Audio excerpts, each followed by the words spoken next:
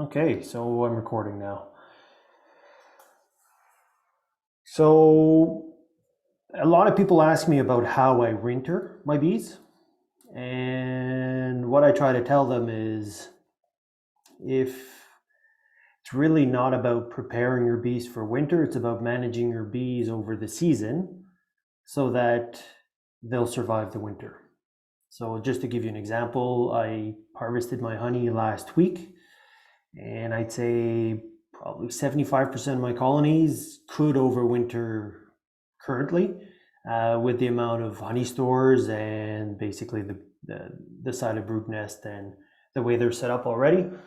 So it makes my winter prep minimal, and it makes life so much easier. And so what I'll do is I'll go through what I do and what I look for, uh, to make sure my bees are ready for winter pretty much any time. So sometimes our first frost is in August, sometimes it's in July, sometimes it's in September. It seems to be different every year. We've had, I think, 12 around 0 degree days in July. July was extremely cool. August got warm, but then it got too warm. It got to the extreme on the other side. So we were, I guess for you folks in the US, we were getting, I guess 32 Celsius was the highest I got at my place, in the 80s. And for the Yukon, that's high. But yeah, I'll just put it in presentation mode and we'll get going.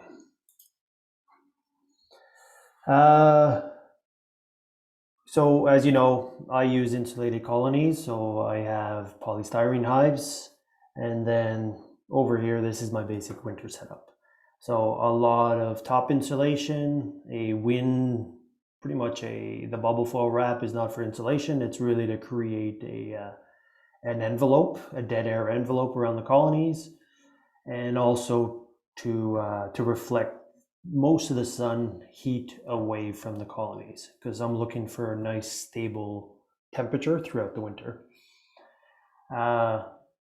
And you can see, I think, yeah, this was a colony down in Maryland, and this is one of my colonies last winter, using the same type of setup with sensors, and it's just day and night on how much less energy I guess insulation does.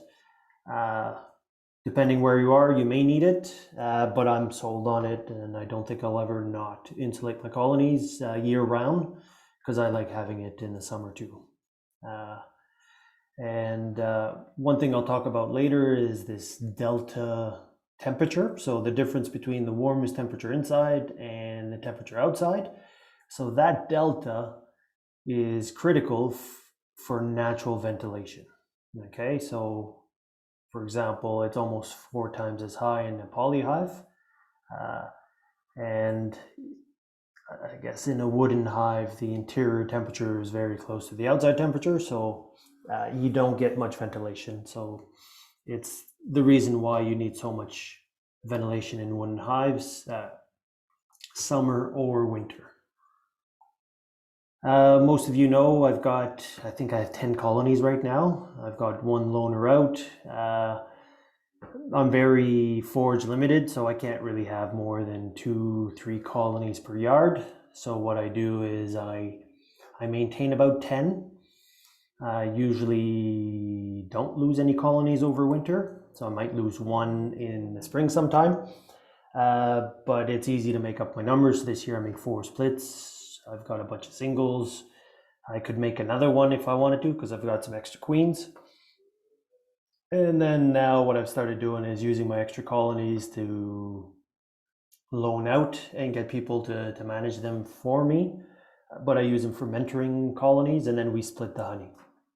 So this year I have 1 out, and next year, if they all survive, then I'll probably have 4 colonies that I lend out for people to manage, and then I bring them back for the fall to overwinter in my yards. Like I said, queens, Cornelians, Saskatraz, a bunch of mutt queens from southern BC, some from California, and they all seem to do fine. If they're laying and they have good brood patterns in summer, regardless of the genetics, they seem to do fine here in the winter. I've never done Italians, or I think I had one Italian once because they were all golden bees, and it made it through the winter, but then it died from nosema in late spring. I'll talk about my mite control, so I'll jump to that in a bit. So we've got a mix of, I guess, Canadians and Americans. So if you looked in the US, I said BC here, but it's just to show these are the Canadian provinces that have beekeeping. The territories are on there because we don't have enough colonies. In the US, the equivalent is BIP. And I think in the BIP stats, your Alaska, there's not enough respondents in Alaska to get a number, but it's typically in the 40-50% colony loss. So this was 2 years ago. It was about a third of the colonies didn't make it.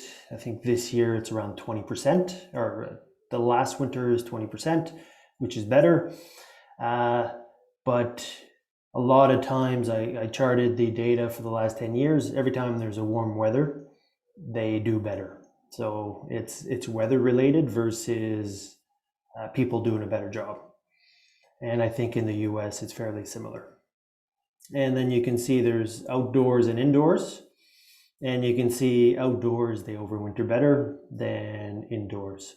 So the challenge with indoors is you've got to have your system and your approach well defined, or you can fall into different problems. Over here, it's the reasons, the top 4 reasons why people said they were having failures, and you'll notice weather, starvation, poor queens, weak. So most of these are just basic causes. These are all beekeeper things. So if weather is an issue, then you need to do something to manage the weather. Starvation is you didn't prep your bees well enough.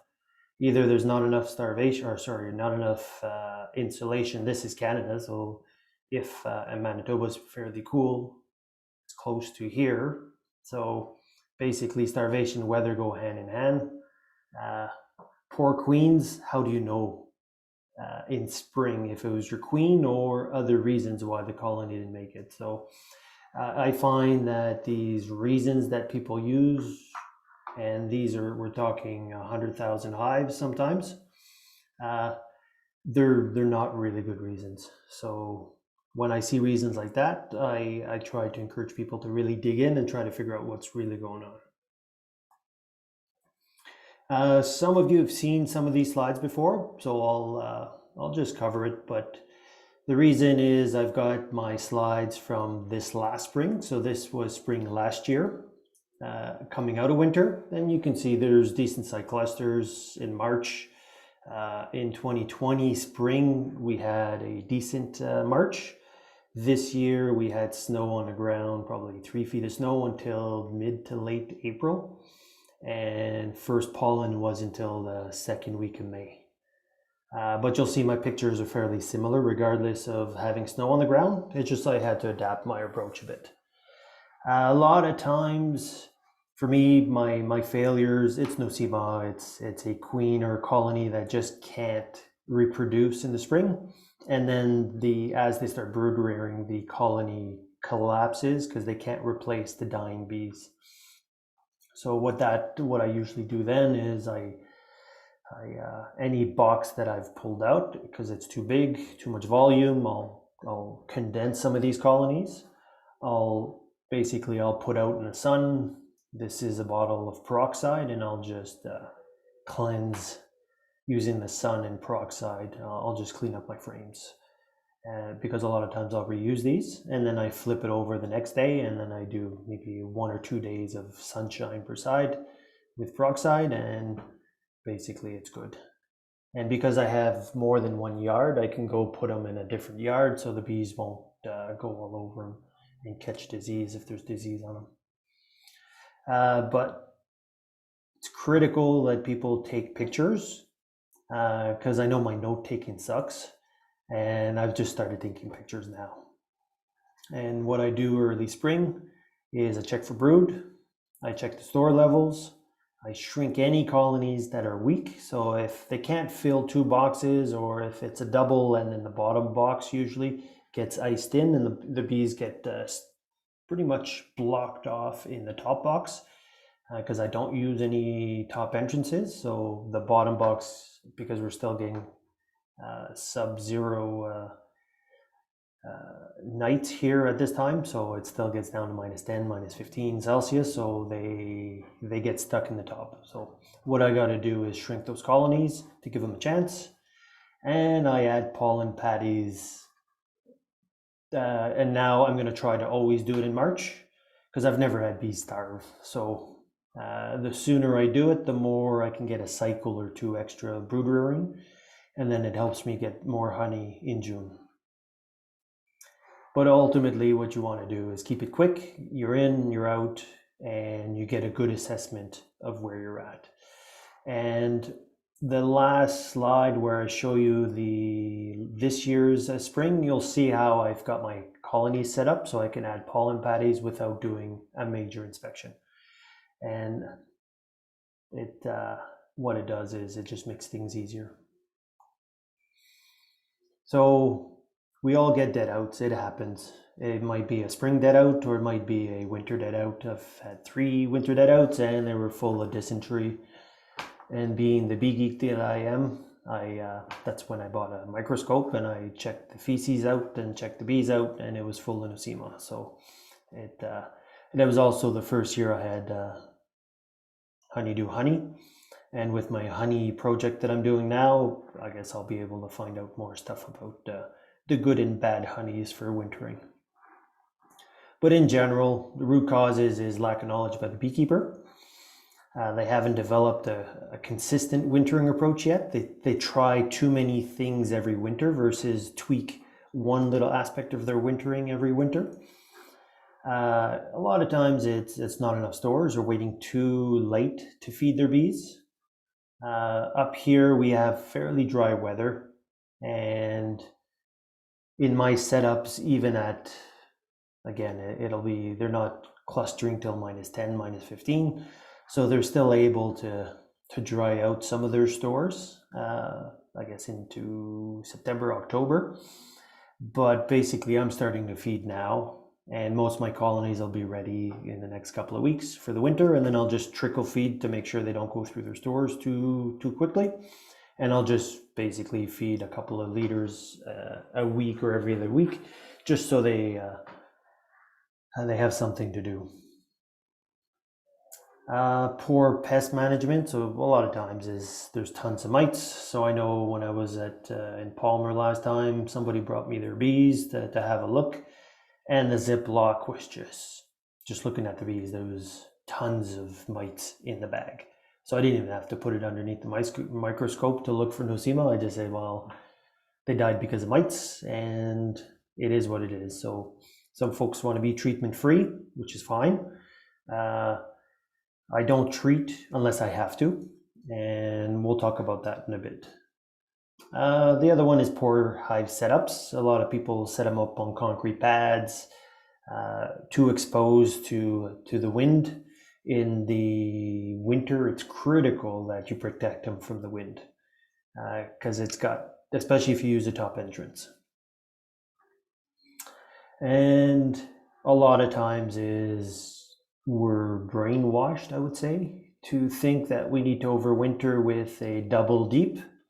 But if you're using insulated hives, you've got many options. You can use a single brood or even a 5-frame insulated nook if you protect it enough.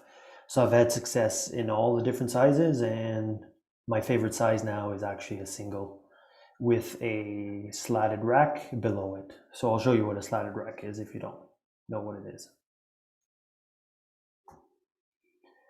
So I just put this here to say it doesn't need to be fairly complicated. So this is how I manage my singles. And really, sometimes I'll manage as a double, as a single. I'm flexible, and it's based on where the bees are at and where it's at in the season. and what the risk of swarming is. I might go doubles or singles or even bring them down to a 5-frame nook. So the key is to be adaptable and flexible. And I'd say that's where hive management, don't be stuck to any single way of managing your bees. And the way you get to that is, I'll talk a bit about biology, but once you start understanding bee biology and the why of why bees do things, and instead of working against the bees, you start working with them, then this is where the different sizes come in handy.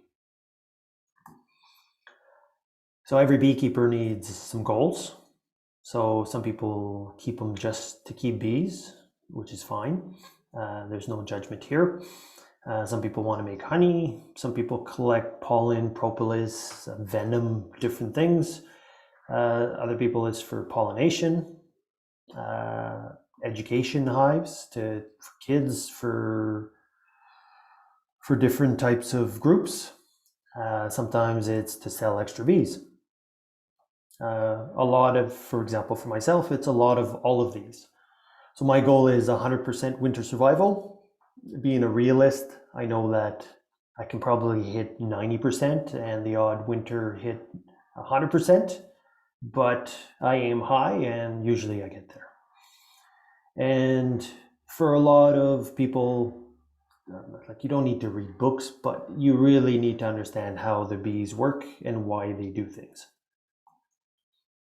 So I'm not going to do much on bee biology, but everybody needs to know 21, 24, 16 days. These are critical numbers.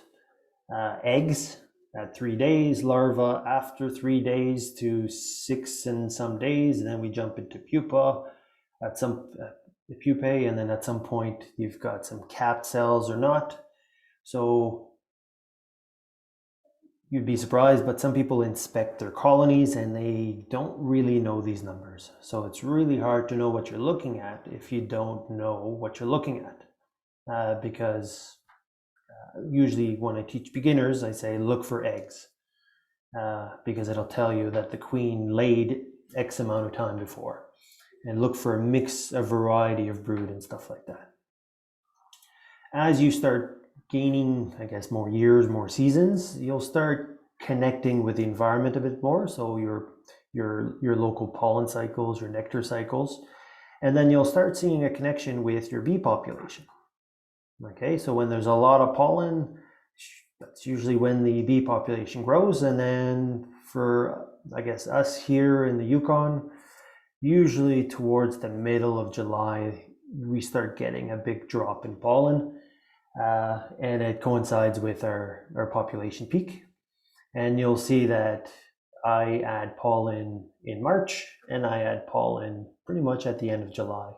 So I've already put pollen patties on all my colonies in late July. And then right away I see the colonies that chomped it up and within a week, ate a whole pound within a week, and other ones, they're just nibbling at it. So, and it coincides with yards. So certain yards, 2 yards have no issue. They're not really going through the pollen patty. And then the other yard, they're just gobbling it down. So it tells me that there's a forage differentials between my yard. Swarming.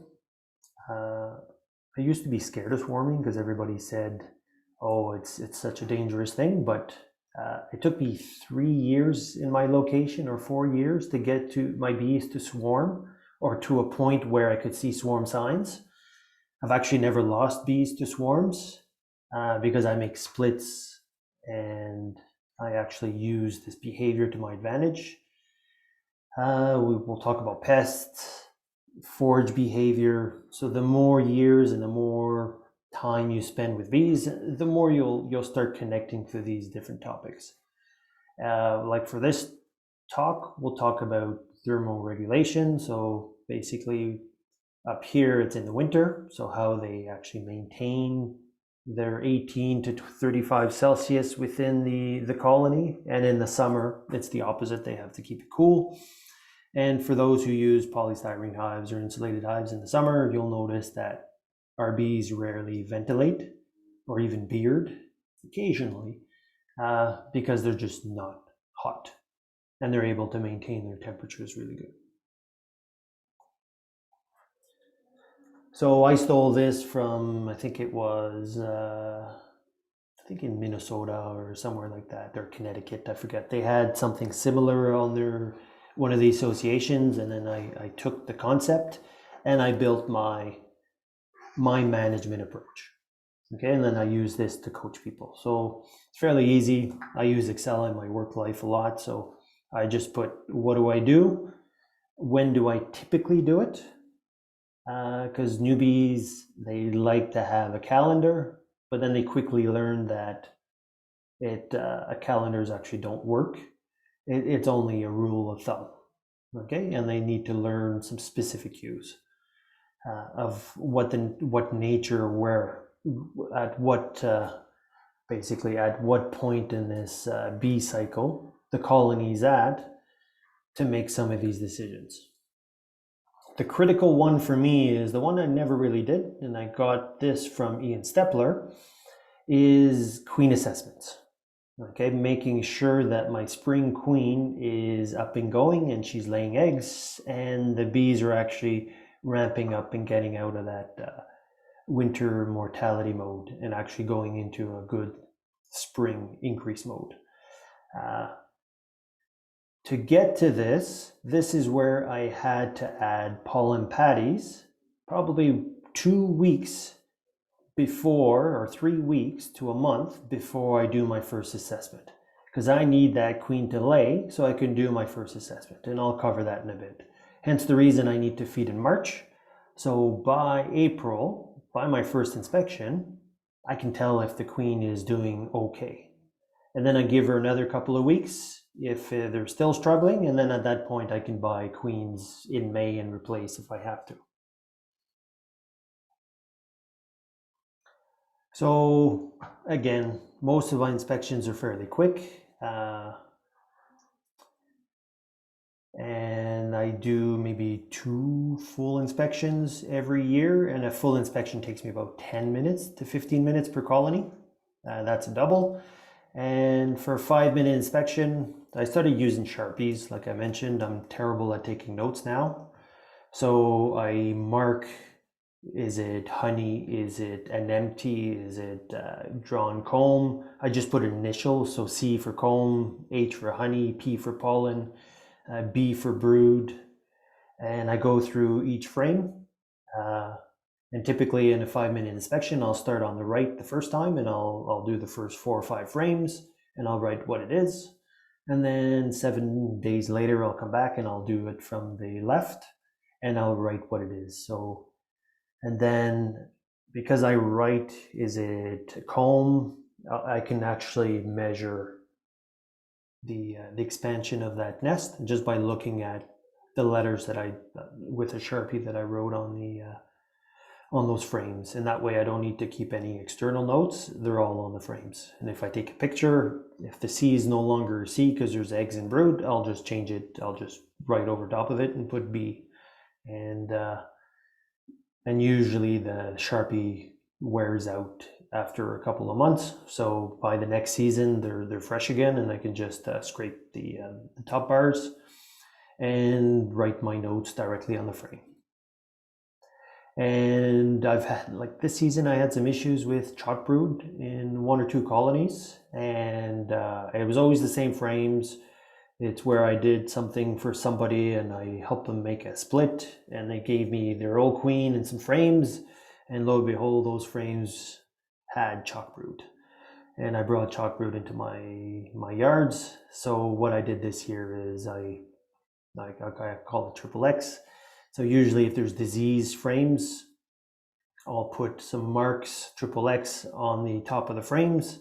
I'll see if feeding and syrup will help run it out, but if after a couple of inspections there's still chalk brood, I just chuck those frames in the garbage. I don't mess around with them anymore. So this year I think I got rid of 3 frames that had chalk brood. There was really nice brood in it, but it just wasn't going away, so I have to do something. For those with screen bottom boards, This year I left my inserts in pretty much the whole summer because it was fairly cool. But again, if you see fresh white wax on the empties, it means that they're drawing them out. These brown cappings means the bees are hatching out. These are actually chalk brood mummies. So you can actually, without opening up the hive, you know you've got chalk brood.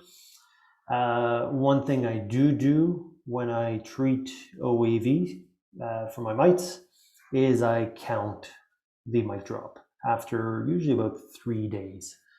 And for me, there's no point doing a treatment if you're not going to measure if it was effective or not. Hence the reason I use my screen boards for that, my sticky boards. I don't really put any sticky things on it. It's just they fall and they're dead. So, and I count them. So next week I'm due to do my first round of OV for the, I guess, fall for here. I've got one colony with some issues and I'll cover that in a bit. So like I mentioned, assessing the queen. The key here is for cold climate folks is if you want a head start, especially if you're using insulated hives or you wrap your colonies, and historically you've never starved your bees out because they're well off, then by giving them a pollen patty before first pollen, you'll trigger brood rearing. Okay, so if you just use wooden hives with no insulation, I don't recommend it because the heating load on that colony will be too early and chances are they'll starve out. Or they'll be inefficient in raising their brood because they won't be able to keep it warm. Okay, so the key is to feed probably at least 2 weeks before your first spring inspection. And by doing that, they'll be at the point where there's capped brood, so it's easy to see. And then you'll be able to see that initial growth of a nest. And it'll give you a good idea about how your queen's doing. And because queens that are doing super good, they'll have really, really nice brood nests, even this early. And the ones that are struggling or just starting off, you'll see the nest is smaller. And a lot of times this has to do with the size of the cluster and how many bees survive through to the late winter. So the bigger the cluster, the nicer the nest typically. And then you do another assessment. You count frames of bees and you look at the brood nest in general. And if you've used the Sharpie and you've actually marked it on the frames, which ones are brood, which ones are just drawn comb, or which ones are honey and pollen, you can quickly pull that frame and see if the nest is growing or not. Because if you've got 3 brood in the middle, and then you've got 2 C's on the outside of those 3 brood frames, you can just pull that C frame and have a look to see, did the queen start laying there? And if she did, then basically you know you've got an expanding nest, and that's all good.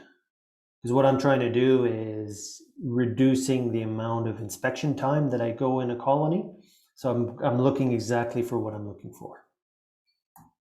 And then another couple of weeks later, I'll do a third assessment on those borderline colonies. The ones that are doing fine, I'm not worried. The ones that are borderline, this is where I might basically either stop paying attention to the colony and putting them in a 5-frame nook and see if they can recover, or basically just letting it go. Because I've learned to not spend too much time on those weak colonies.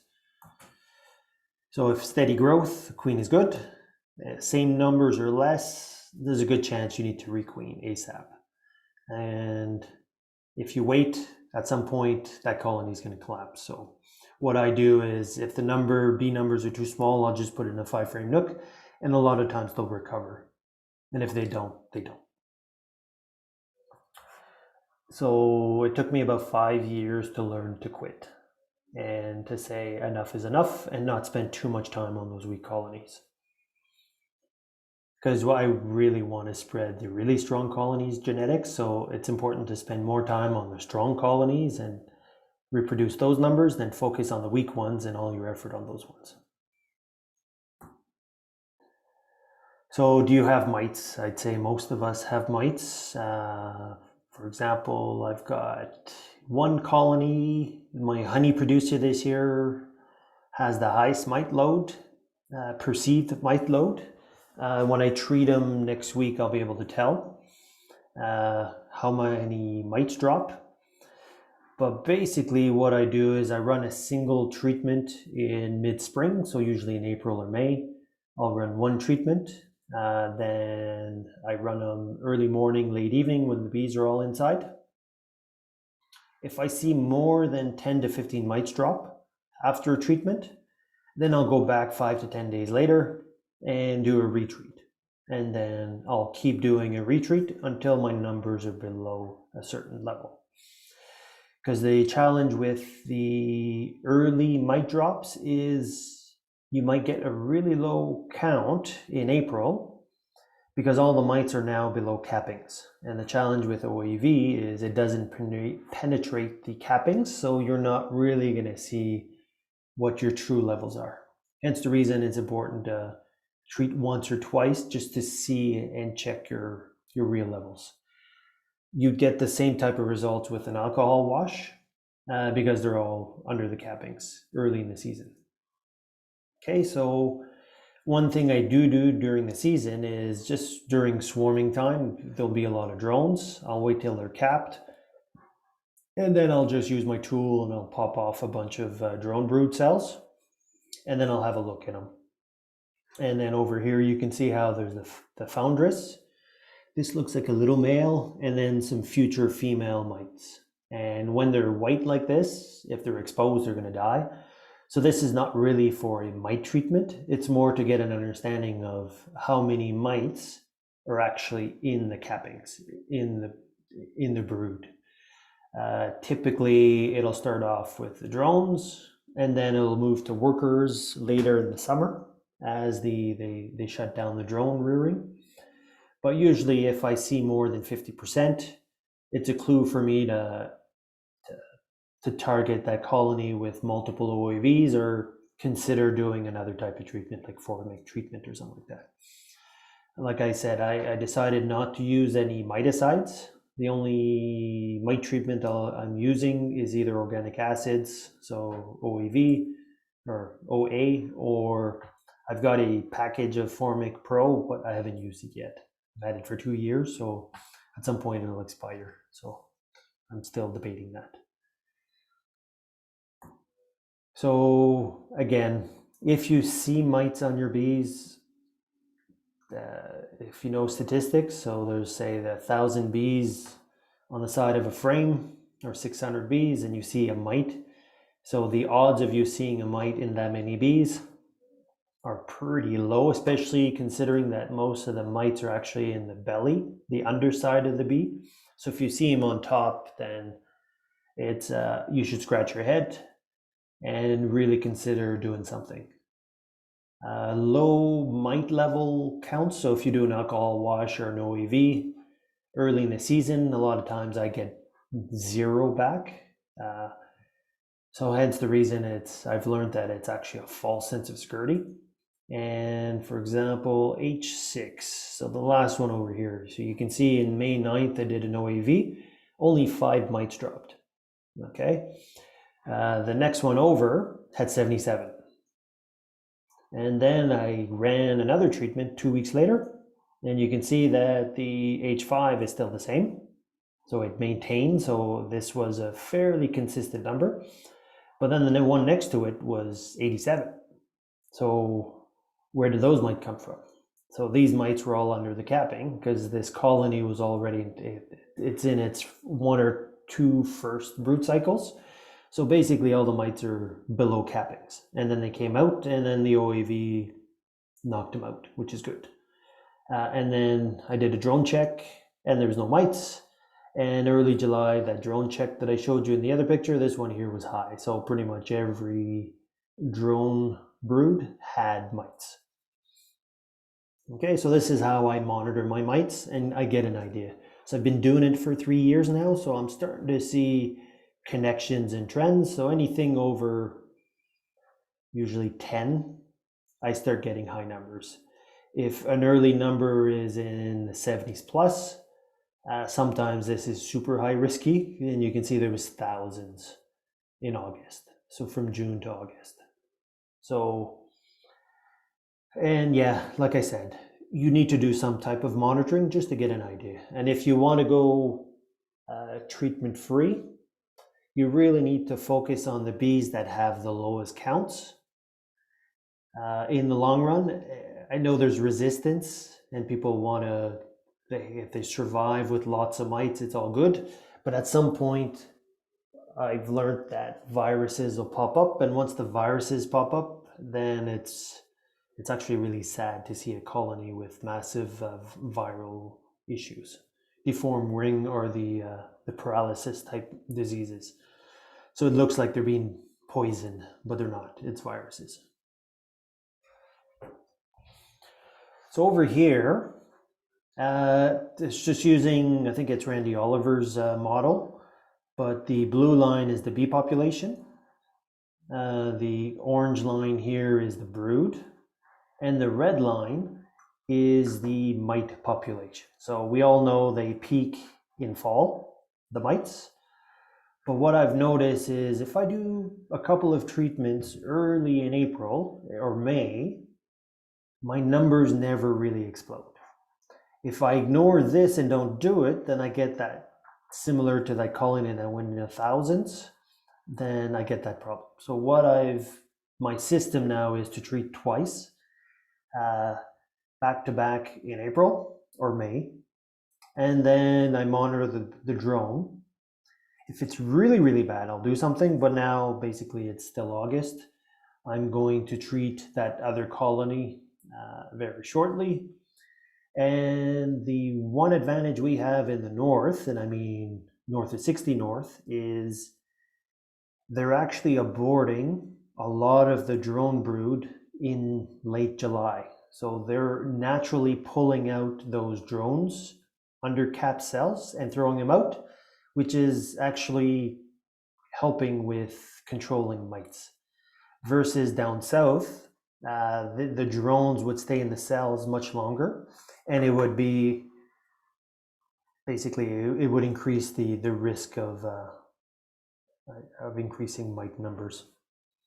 So because our swarm season is fairly short, we're lucky in that sense. So nutrition, I'll cover a few things here. I guess folks in Alaska, very similar to us. So our northern boreal type flowers, you can get, my biggest nectar flow is actually in June, mid-June to late June, and it's all our wildflowers, native wildflowers, and they actually produce really well because the climate, the weather is always nicer. It's a bit wetter here and cooler. And in July, we tend to get dry, hot for here, and it dries everything out. And then the fireweed is very inconsistent in the interior. So over the last 8 years, I've gotten 1 or 2 July, like mid-July to August flows. But most of my honey, like this year's about 40 pounds per colony, was most of it's from from June. Like I mentioned, it's important for you to know where your bees are getting their food. So I had a dog, or I still have it, but we walked a lot. I watched the bees. I can see what's blooming, what's not, taking some notes.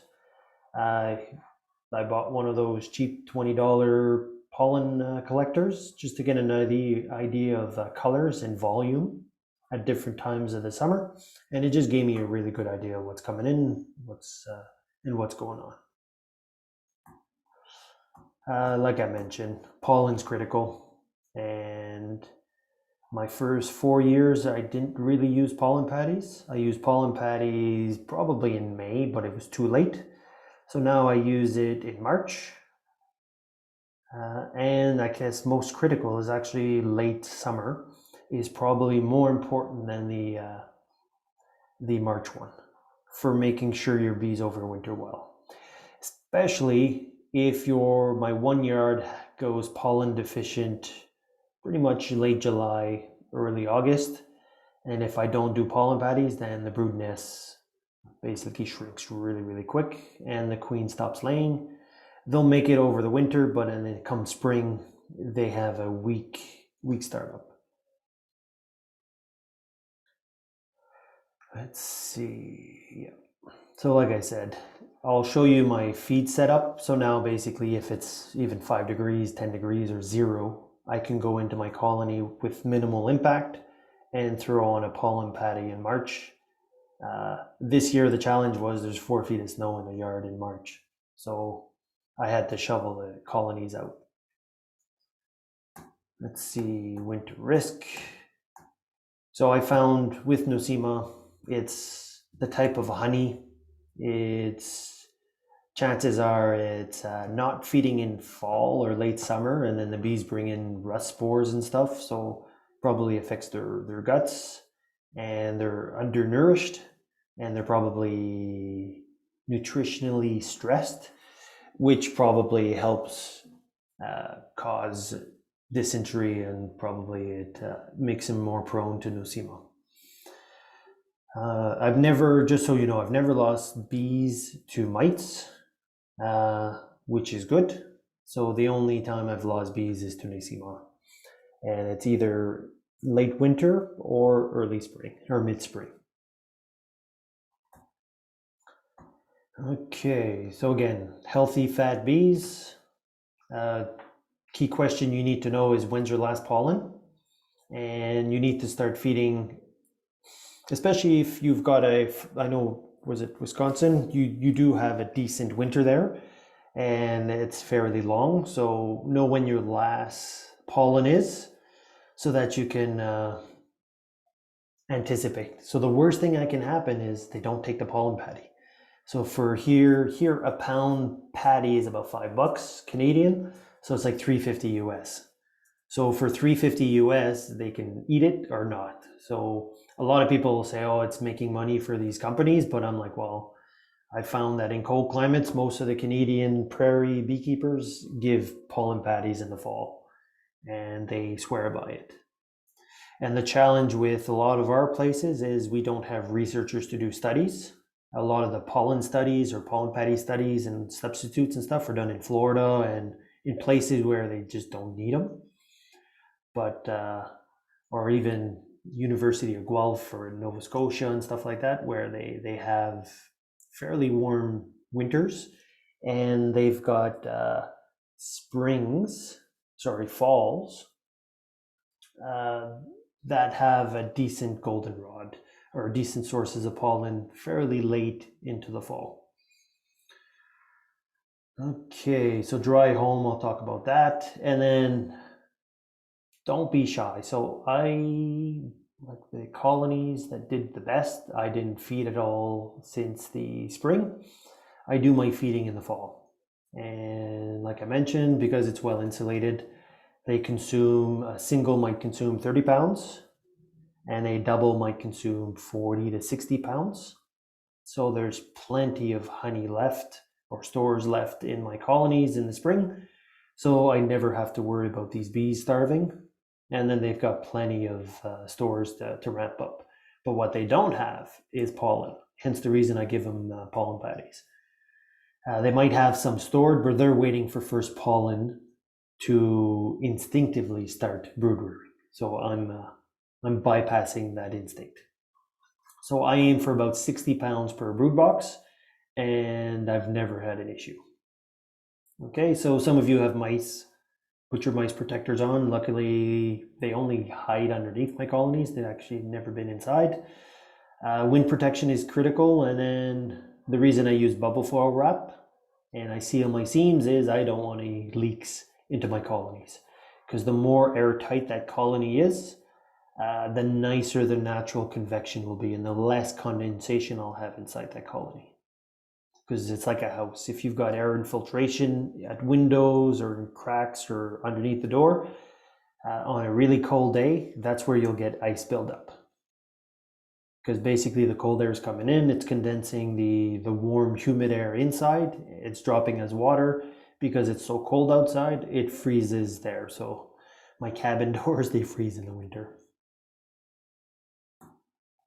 Okay, So again, so how long does a winter bee have to live or live for? So if you look at, my guess is right now, so some of my winter bees are being formed in July, August, September, but you can see with first natural pollen, it's almost 300 days, 250 to 300 days.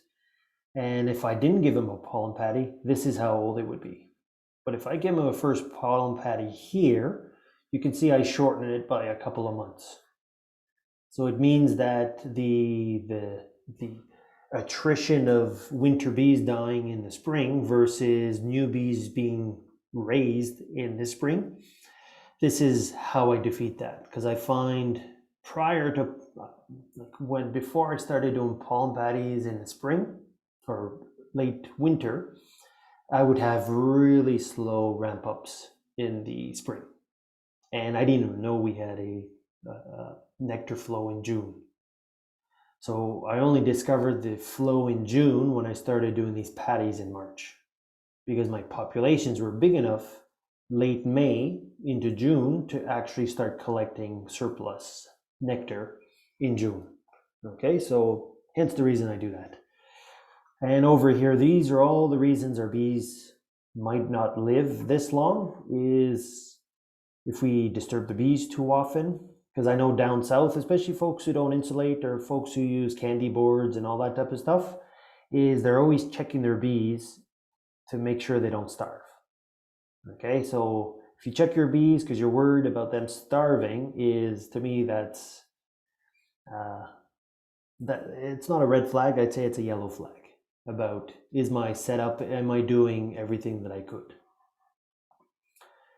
For me, I've discovered this. So rust spores, late summer pollen is poor here. So hence the reason I do pollen patties, to eliminate that. I eliminate that. I don't mess with my bees. So last year I did some experiments and I had sensors and I took some thermal photography and images of some of my colonies. And I guess the two colonies I experimented with are the ones that had the hardest time in spring.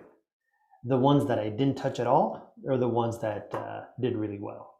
So basically, the two that I touched struggled, and the 8 that I didn't touch did really well. So there's a connection there. The other one is metabolic aging. So that's them eating honey to create heat and generate heat to maintain the colony or the cluster temperature. Like I mentioned last year, I think our average winter temperature from November to April was about -15, -20. But I guess my colony wasn't really clustering until -15. So if they're not clustering, it means that they're resting metabolism. So them just walking about is enough to maintain enough heat in the colony for them to be comfortable. And only when it dipped below -20 and we got those -40s, did they actually kick up their metabolic rate to heat and cluster and shrink that colony. But 95% of the temperatures I measured in my colonies, despite 3 weeks of -30 to -40, 95% of the temperatures are above zero. I think the 5 degrees Celsius was the coldest. So it's pretty damn good. So there's different diseases, nosema. I tried monitoring in let's say in fall. It's just too much work, and it didn't really add anything. So if I focus on nutrition and having healthy bees, then nosema is not that big of a problem. And then the viruses and the vero-related things. So, and then you've got the remaining life. So the more you manage these, the more life you'll have, the bigger your cluster will be when spring comes, and the better you'll do. Okay? So again, right now my fireweed, we haven't had a first frost yet. We've had, like I said, a bunch of zeros, but no frost yet. But already I can see the bees looking for this orange stuff on the roses or the bottoms of the fireweed leaves, and basically these egg-shaped things. And these spores here, these are from the roses, and these ones here are from the roses or the fireweed. They're just different types of rust spores. And this is actually a bee gut, and all these little white things, these are nosema.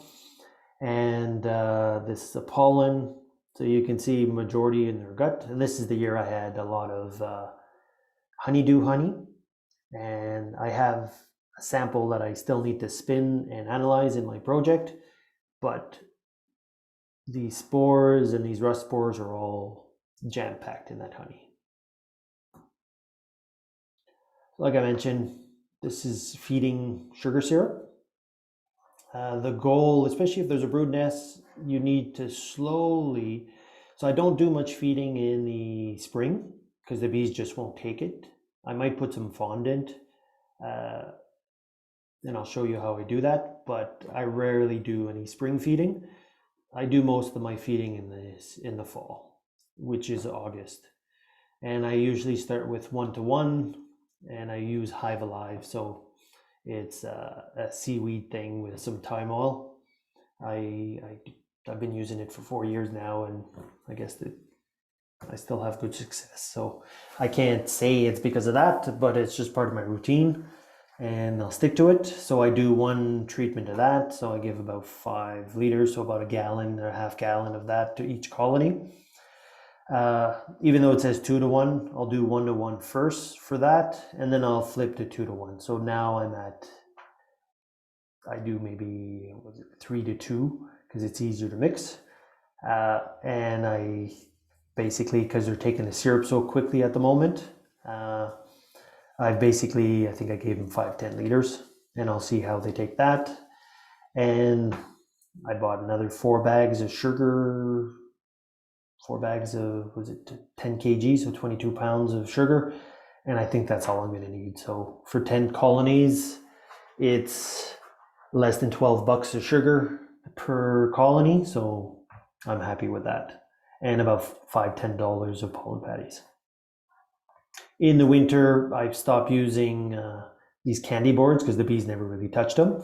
I do use some in the middle of my feeder slot just to fill it, but I don't do big amounts of it. It's very, very minimal. So again, the reason it's important to have lots of honey in there, so like I mentioned, my 2 colonies that I harvested 75 pounds or 80 pounds of honey this year. And I only took the mediums, but my bottom boxes, the top boxes, were pretty much about 70-80 pounds full of honey, my brood boxes, because they'd already started backfilling and the brood nest was now in the bottom box. So that top box was jam-packed with honey. So being I like honey, but I also like having my bees survive. So I didn't touch any of that honey. So technically I could have doubled my harvest. Instead of collecting 75 pounds, I could have collected probably another additional 100 pounds. But if I do that, then I put my colonies at risk. So it's a choice you need to make. And again, having honey, so I make sure that I've got heavy honey frames on the outside first, and then the sugar syrup they backfill in the middle. Because a lot of big heavy frames, they'll slow the heat flow and the airflow from circulating out. If I've got empties on the outside, what I do is I remove them and I replace them with follow boards. So either styrofoam, or I've got 1x10s cut to frame size, and I could put maybe 3 1x10 inserts in here to fill in that space.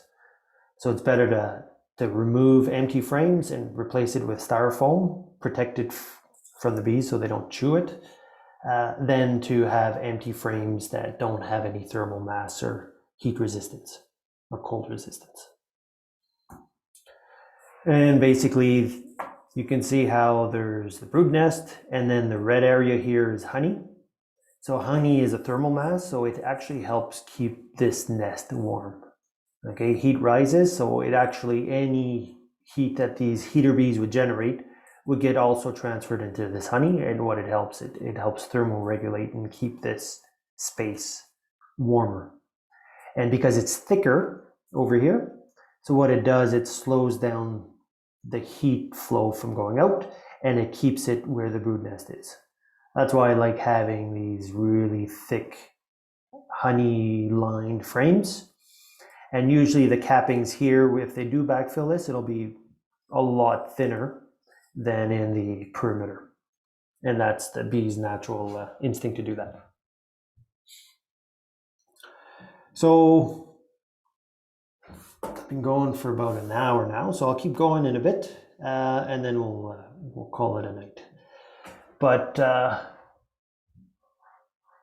so folks, so let's see, Wisconsin over here, I think. There's Minnesota, and I think you're down over here. So it's you can see that there's a thermal zone here. So the challenge with us, it's blue here, so winter temperatures are similar across Alaska, Yukon, a lot of the northern prairies, northern Ontario, and in Quebec. And there's a band here where you've got the coastal. So Whitehorse is in the dark blue, just on the, I guess, the cold side of the Coast Mountains. But I guess it is what it is. So I prepare my winters for that. But if you do the numbers, we get an extra probably 2 months of winter than anybody further south. So you can see, I think I was doing a talk with folks in Connecticut, so Cheshire. So you can see how, yeah, the winter is very different, and their season.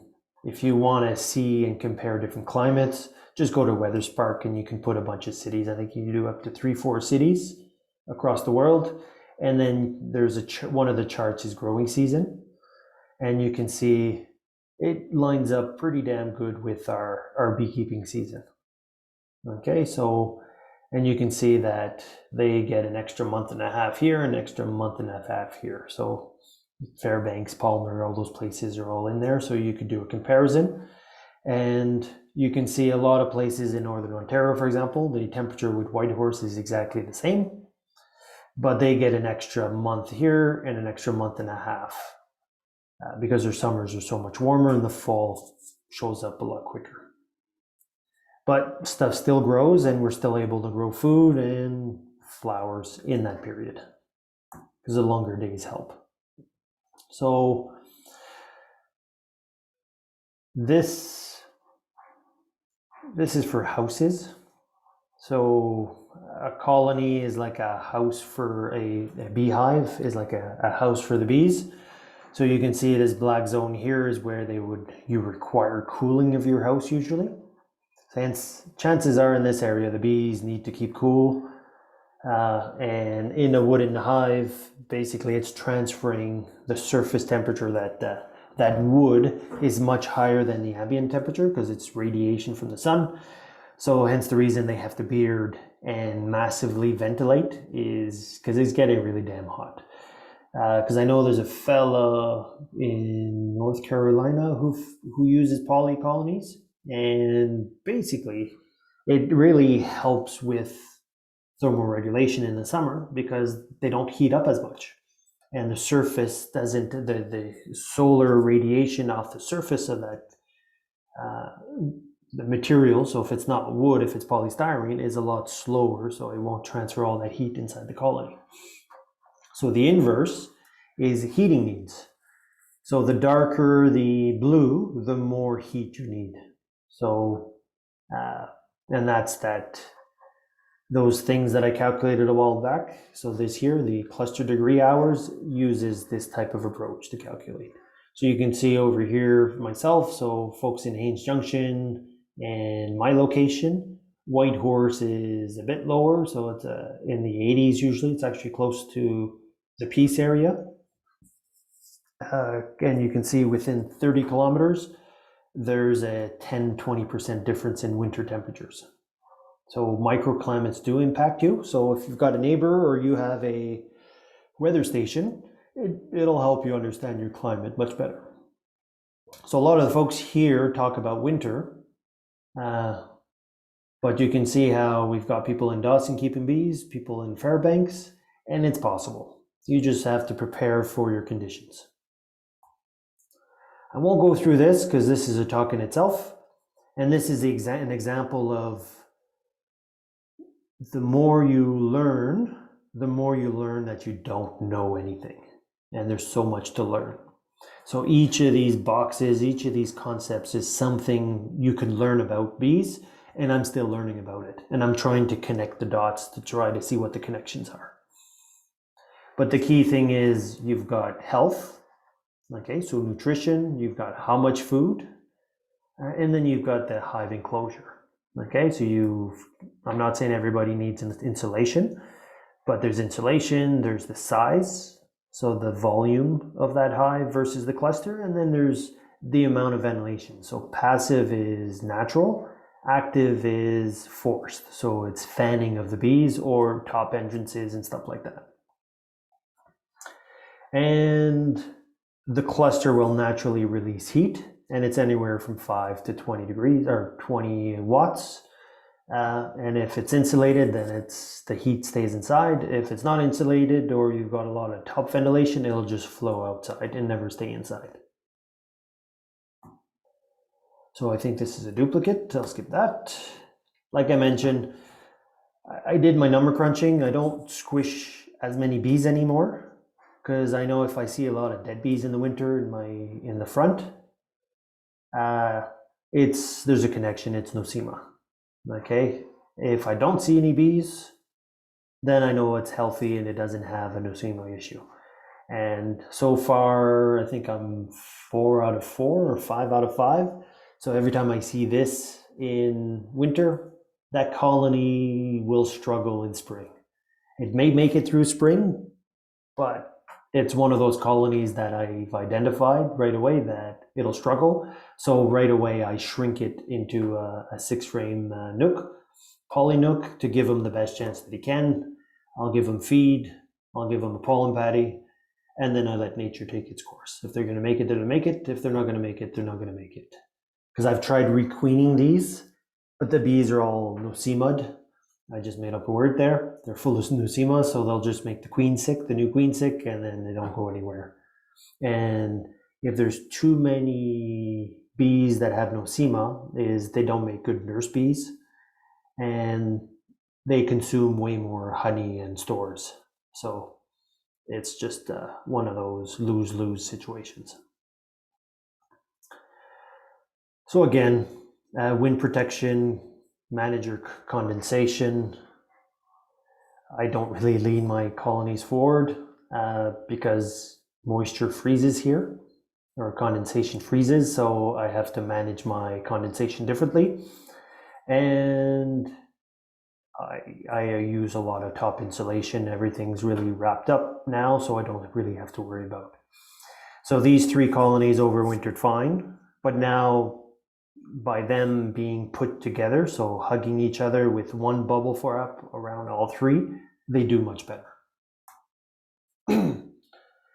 So I'll let you read this on your own. I'll share the presentation afterwards, so you can go through it. I'll put a link to it in the YouTube. So like I mentioned, in my winter I've successfully overwintered doubles, singles, or 5-frame nooks, and they've all succeeded. So I haven't lost a single yet. So I think I've got 15 single overwintered, and it's 100% on them. I struggle with doubles, so I've lost, I think I'm at 75% success with doubles, and that's losing 3 colonies. In the last 10 years, never lost a single, and basically for the nooks until spring, I'm 100%, but I had an issue with queen not ramping up in spring, so it collapsed in May this year, but it made it through. So if I had a spare queen, I could have saved it. So insulation, it basically slows down heat transfer. That's what it is. It's either from hot to cold or cold to hot, so it just slows down the direction of that heat transfer. So in a wooden situation in the winter is you got the cluster is the driving mechanism of that colony. And basically the walls here are cold, so a lot of the condensation happens inside. Hence the reason, at least they recommend that, is to put top insulation on your wooden hives to prevent condensation from the top. So what it will do is the condensation will be in the sides. And the reason they tell you to lean this forward is this condensation, if there is some, will leak out the front entrance. Okay. And that's a nutshell. That's what a wood colony is as the temperature, if the sun pops out here and it's nice and hot, this surface heats up, the cluster will move this way. It gets cloudy, the cluster will move back in the middle because it gets cold again. So the cluster is moving all over the place in a wooden hive in winter. In an insulated hive, so if you're going to go with the top entrance, you need to go solid bottom board, and you need to make sure your bottom entrance isn't too big. And that's to prevent too much heat flow, okay? Because it's called a stack effect. It's where the temperature inside is much warmer than outside. So you'll get a natural flow of air there. So cool air, the hot air is pretty much pushing the air and it's creating a heat pump, an air pump using its natural convection. A lot of the moisture will pop out it'll naturally flow out the top entrance, which is good. And on the backside, the condensation usually happens lower, okay? Because there's like a heat dome around the cluster and it'll be lower than in a non-insulated hive. When you don't use a top entrance, basically the condensation occurs at the bottom of the colony. You'll get a little bit at the front entrance. And the reason I use a screen bottom board, but it's protected. So it's like a crawl space. And remember, this is probably full of snow on either side. So there's no airflow. Is this condensation will flow out the bottom entrance, out of the screen bottom board. And basically it freezes below the colony or the hive versus inside. So the first couple of years I had big blocks of ice in the bottom here. Colonies would make it, but I was chipping away at ice in the spring. Since I've done this with a crawl space type approach, the condensation just drops and then the colony is nice and dry come spring. This is just an example. This was 2 years ago where I had a bunch of sensors in one colony, and yeah, we had a bunch of -40s. So the coldest temperature in the colony was about -5, but most of it was in that 18 to 20 degrees. So yeah, the bees were fine. And then as the season warmed up, then they start brood rearing. So it starts increasing again. But it's to prove this point that in insulated colonies, the colony actually clusters at much colder temperatures than in wooden type colonies. So it's around 20 degrees difference. And 20 degrees difference is quite a bit of energy. Because over here, the cluster needs to create heat to stay warm. And over here, they only have to cluster, create heat at -10. So at this temperature, it's above this temperature, it's their resting metabolism is enough to stay warm. Over here, you can see that there's 20 degrees where they actually have to generate heat to stay warm. So what a lot of people were asking about is how I set up my colonies. So I put them together. I put my 5-frame nooks in the middle. Again, lots of insulation on top. For example, the 2 outside colonies here are doubles. And the extra box here is one of these. So basically with 4 to 6 inches of styrofoam cut to the inside of a medium box. And then I've got this insert that I use where I put wood chips or styrofoam here, and I've got a feeder slot in the middle. These are my bases, and it's just 2x8. It's like decking. I built a deck, so I had extra wood. So it's a deck, and there's an open slot in the middle for my condensation to run out. And you can see here, this was early winter, but we had lots of snow. So basically the snow is up to where my cursor is. And so that colony, this was completely covered with snow until April. But it was, I guess the temperature down there was, it was in the minuses, but like -5. It wasn't extremely cold, so it was good. And I did create, like I said, I had some extra lumber, so I used some of this OSB board or some pressure treated plywood to make myself a nice 3-sided enclosure. Because I do get a north wind, and what this does is it just keeps them nice and cozy. And I can, these 2 colonies did great. These 2 experimental colonies did okay. They survived, but they were weak. The Nook made it till May, but then I had queen issues with it. But yeah, and this is an example of one of those follow boards inserts that I use to fill in empty space on the outside. And literally, I'll set my colonies up like this probably early October. I'll start taping the seams. And then once it starts getting cold, I'll throw on, I've got some bubble fall wrap from previous years, and then I just slide it over and tape it. And then I put my enclosure around it, and then I come back in March. So for those who use singles, this is, for those in the Yukon there, this is Doug Phillips' setup. He's the gold standard. He hasn't lost a colony yet. I'll knock on wood for him. He usually winters, I think, 3 to 4 colonies like this every winter, last 6 years. And literally, so he uses wooden hives. He's got this reusable shell, 2-inch shell that he uses with the top entrance. He puts a little shim here, so there's a little top entrance. Puts a screen.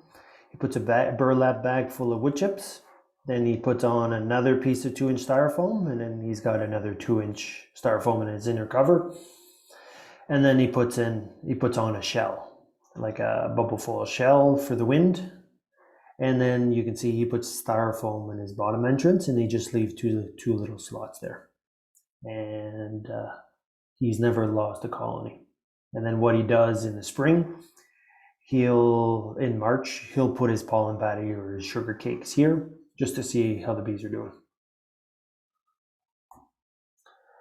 I'm not going to cover this too much, but basically in an insulated hive, a lot of the heating happens from underneath because the bees on top are actually out of cluster. So their clusters are very hemisphere shaped. So there's a lot less exposed surface area, which is good. But in a wooden or non-insulated hive, it's that typical circle or oval and sphere. So there's a lot more exposed surface, and then they heat from inside, and then they push the air towards the outside. And then there's a mantle of insulating bees. Over here, what I've noticed is, they form a hemisphere, and they actually use the side walls as part of their protection, because the insulation factor on these sidewalls is better than anything the mantle could do. So they tend to form a hemisphere across here. And when I was doing my thermal images from underneath and filming, it looked like all the heater bees were underneath here. Heat rises and then goes up. And then I had sensors up here, so I could see that basically the bees are fine. And this year I'll create a couple of inserts where I can get different layers of temperatures. So I had, for my singles, I had a double layer. So I had the top above a slatted rack, below the slatted rack, and at the entrance. So this year I'll do something similar on my singles and doubles, but I'll set it up once, replace the batteries, and hope that they make it through the winter. I don't want to disturb them this year. But anyways, this is what happens with an insulated hive. Pretty much the temperature inside is proportional to your R values of that insulation, where a wooden hive the R value is negligible. So your T inside is just outside the cluster is pretty much what it is outside. And what that does, I'm not going to go much into this chart, but basically this is that wooden hive in Maryland. This was the heat loss, so it was pretty much consuming about a pound of honey just from heat loss most of the winter. And so that's just minor changes because most of the heat was being launched through the top entrance, so I couldn't really measure that. So this is just from wall heat loss. But as the brood started, then that enclosure becomes the primary, I guess, factor. Over here, clusters your primary survival factor, but once it starts brood rearing, they have to keep that whole colony, that whole hive at 35°C or 92 Fahrenheit. So then when I was measuring heat loss, it basically went up 3 to 4 times. And that's the stress of brood rearing in a non-insulated hive, especially if you get those, like this year Texas had that crazy snowstorm and cold temperature, and it caused havoc with a lot of them because the bees that started brood rearing and then they got that super cold and then all the bees couldn't maintain their nests temperatures and then a lot of them collapsed and died, or they starved, or they struggled to get out of that winter phase. So like I mentioned before, so that natural ventilation, so that's just using temperature to move air around, no fanning or anything, is driven by temperature difference inside versus outside. So in the fall, and you can see if the T inside is equal to the T outside, there's no natural flow because there's no temperature to drive, there's no buoyancy, there's no hot air rising to move that air around naturally. So you can see that in fall, it's all about drying winter feed. In winter, it's about managing moisture. In summer, it's about basically nectar foraging and then managing brood and stuff like that. In spring, it's about growing your nest, increasing heat, cool nights, warm days. And you can see that in a wooden hive, especially up here, it's always the opposite of what you need. Okay, so in an insulated hive, it's always high delta. So you're always going to get an air change, theoretically, every 2 hours. Okay, at really cold. So it'll take anywhere from 2 hours to 8 hours to replace all the air inside that colony, which is fine. But for example, if you've got a top entrance sometimes, or you've got if you've got a top entrance in an insulated situation, you can see how it goes from 2 hours to 11 minutes to 40 minutes to change the air out. So hence the reason for me, first time I used a top entrance in my insulated hives, it was the only year I lost bees because I could see the heat coming out of that colony. It was crazy. Okay, so, and you can see that, again, survival non-insulated is cluster driven, but up north, and we all have to insulate up here, so it's enclosure driven is what drives our colony's survival. Hopefully I'm not confusing too many people. And then over here, this is just evidence. It's observational evidence of natural convection. Okay, so the hoarfrost, I don't have a top entrance. The bees are quiet, and you can see hoarfrost. So this tells me that there's hot air coming out of this entrance. And it's freezing. I think this is a -30 morning, so the hoarfrost just builds up. And over here, same thing. And then this is in the summer. I think this is in July. We get cold, or I guess for some it's cold morning, so like 0 to 5 degrees Celsius in the morning here, typical. So, and it's 20 to 25 degrees during the day. Most of the drying of the nectar seems to happen as that inversion happens. So from like 4 a.m. to 6 a.m. seems to be when a lot of that moisture gets pushed out of the colony. And I see that there's no dew anywhere, but the landing board is soaking wet. So it's telling me the hot air is coming out, it's condensing out. So for bees, this is a perfect way to dry their honey without expending any energy, because they're just using natural convection to do it.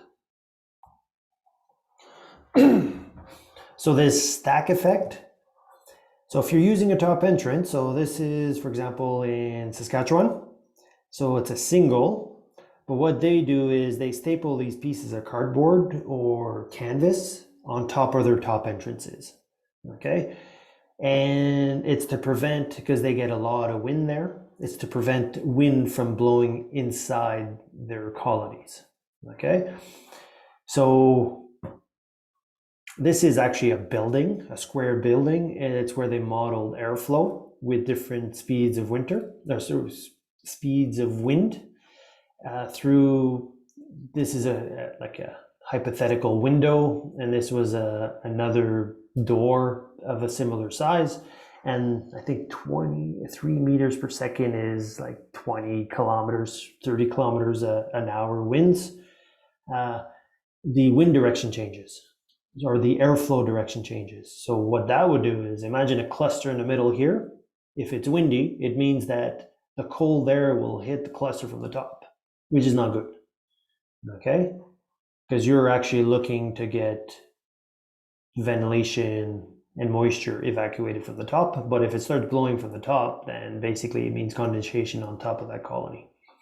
So hence the reason, if you live in a windy place, it's as simple as stapling something on your front entrance so that you can still get your venting, but you'll prevent this wind impact inside your colony.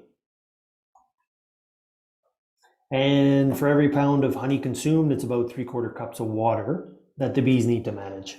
So a colony down in Maryland consumed about 50 pounds in 90 days. My double consumes 50 pounds in 210 days. So if you do the math, my colony has to manage about a cup of water per week, but the double down in Maryland has to manage 3 cups of water per week. So you can see how that's a challenge. Okay, so and over here, same thing, consumption is much higher. So if I use a single, then it's even less.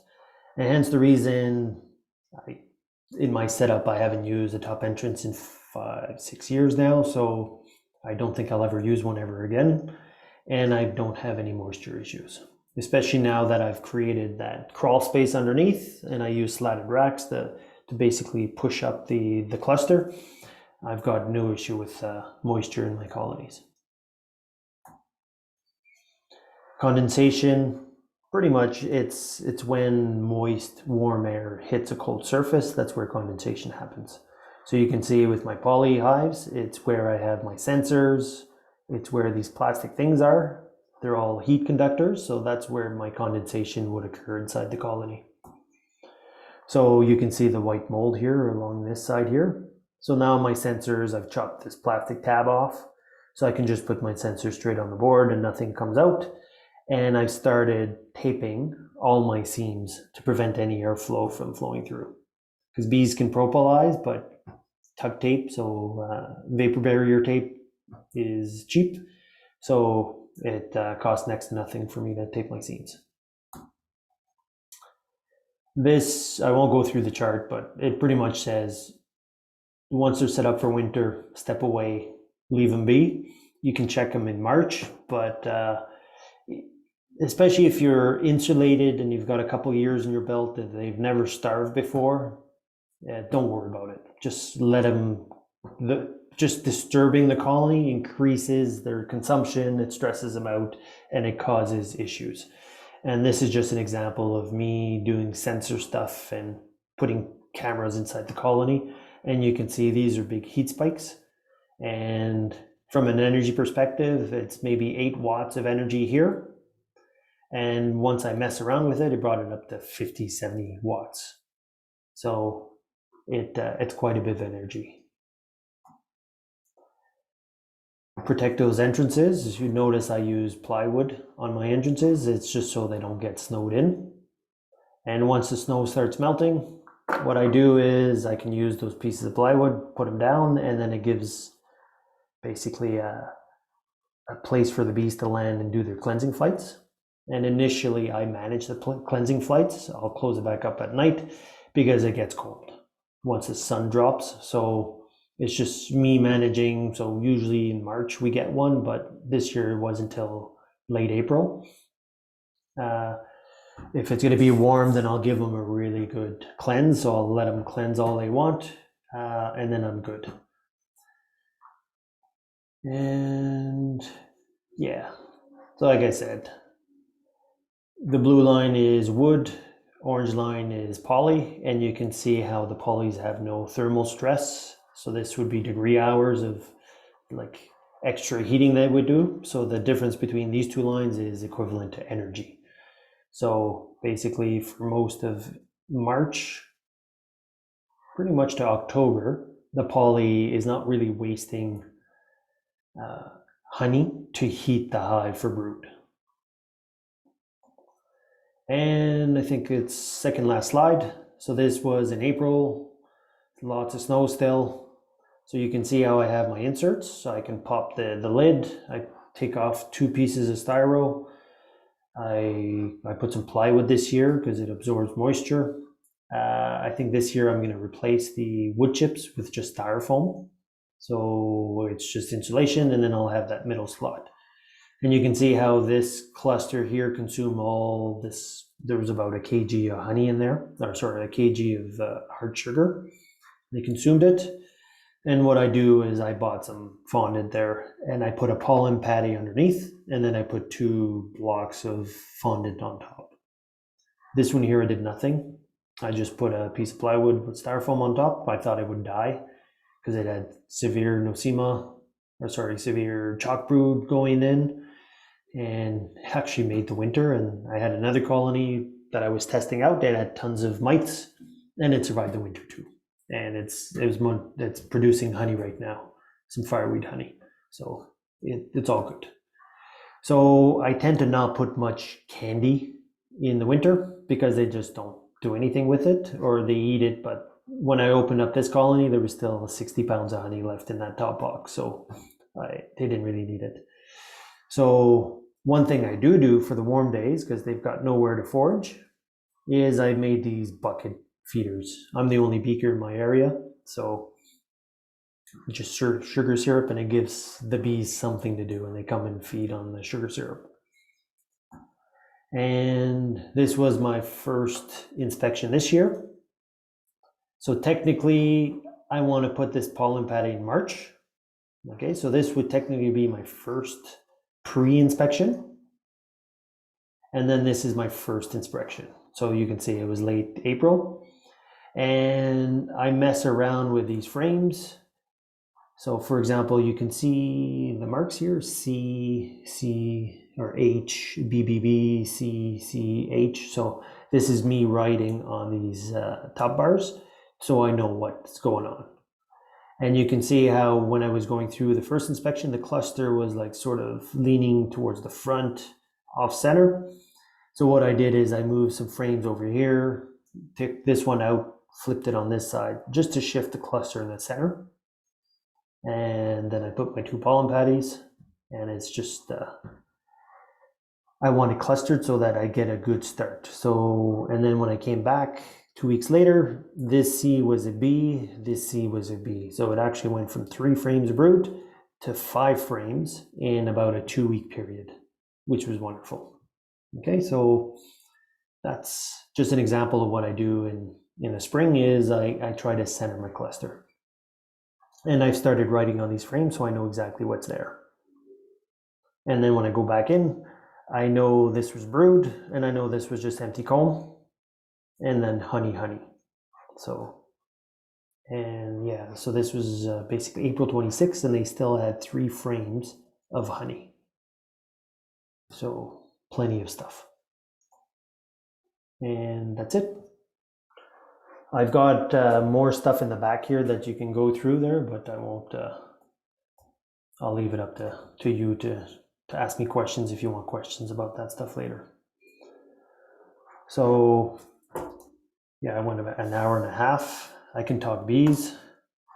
If you have any questions, please unmute yourself and just ask him away. You can send me an email. If you do ask me a question on Facebook or on Messenger and stuff like that, I try to get people to just ask it on the group so everybody can share. Versus me having to answer the same question over and over again, it's better to just share it with everybody.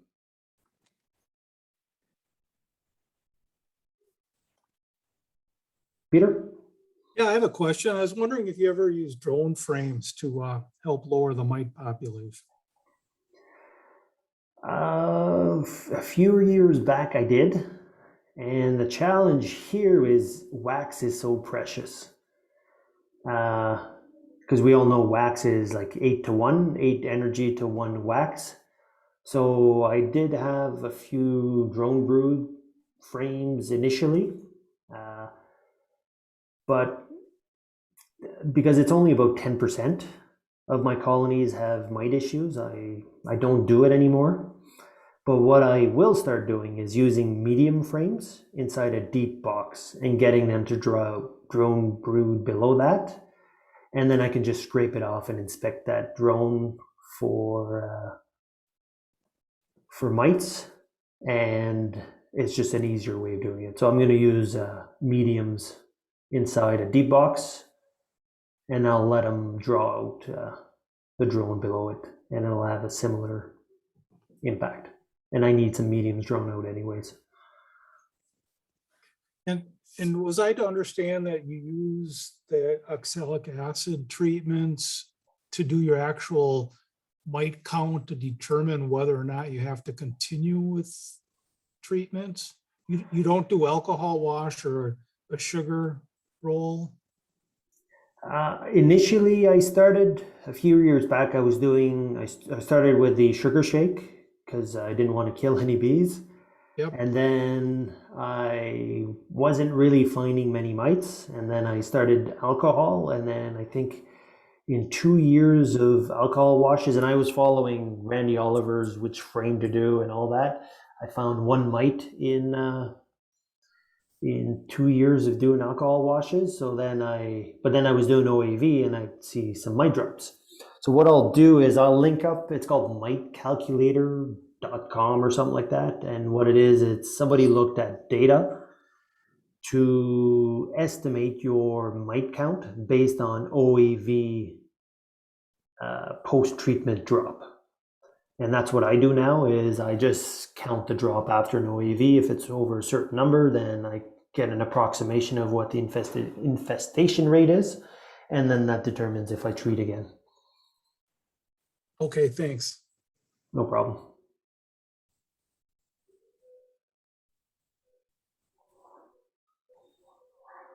Anybody else?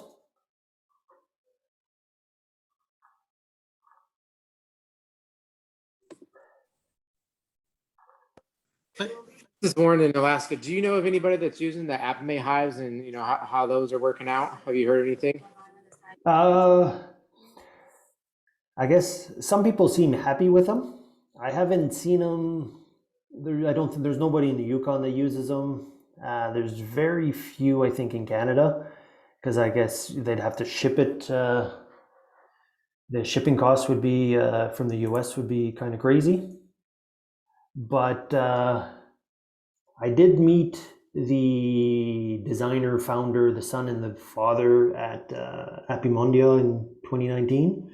I had a chat with him. That's it. By design, I think it does work. But it's just, I guess, I'm just happy with my poly hives. They're fairly simple. And I found there was too many gadgets. So there's too many little moving parts on the Epime that I worry about because you need to learn how to tweak. So my lysine colonies, they have these vent holes, and it took me 3 years to figure out how to use them properly. And that's the challenge with colonies with too many things is it's a trial and error because they don't actually have a book for Alaska or a book for our climate on how to use them. They have it for down south, but they don't have it for up here. So, but I hear they, like the people I know like there's a few people that use them and they seem to be really happy with them. So I think they do work, and it's just finding the best way to use them. Thank you. No worries. Hi, Etienne, Kathleen. Hello. Hi, question. I just wanted to double check something with you in your photo, my winter setup, and that slatted bottom board. Is that the board you mentioned that you made from decking, leftover decking that you had? No, what I'll do is I don't think I have a picture of it here. So what it is, it's let's see. It's wooden though, right? It's wooden. You can see these blue things here. So what it is, Um, it's like it looks like the top of these bars. So it's like a 1-inch Okay. square bar. It's like a little Okay. box with 10 bars across it. And it's just an insert that you put below your bottom box, and it creates a Okay. dead air space down there. And it's, for example, these two here that overwintered wonderfully didn't have a slatted rack. And these two had, the two back ones here overwintered nice, had them. So I don't think it's critical for surviving winter. I think it's better in spring for a single. So if you're going to do single, because what it does is it raises the box, and then the bees have more space to lay eggs and to manage brood, because there's not that cold gap. So this one was slow starting up.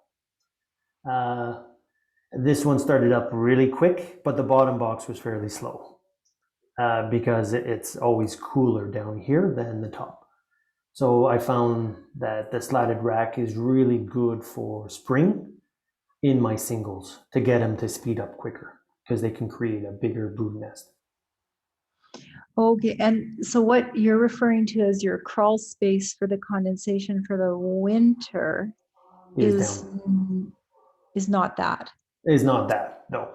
So that's it. It's almost that, but it's not. So this crawl space is this. I That used to bigger one, use, okay. yeah, I used to use like pallets and stuff like that, and now, yeah, I just built this deck-like thing So then with. that, Go ahead. sorry, that deck, that crawl space, then you remove the slatted board that is good in the spring, and you just put the poly hive on that crawl space, correct? Either or. So Okay. these three have it. Half my colonies had it, the other half didn't. And basically, if I exclude these two on the left here that I played with a lot over winter, like I said, I put stuff in them and opened them and stuff. So they struggled, but the other four that had slatted racks, they did fine. And these two that didn't have them did super. So Okay. it's not a must for overwintering. Okay, thank you.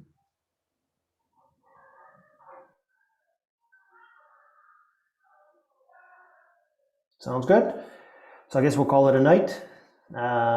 Appreciate you showing up, and all the best this winter. And don't wait to feed too late.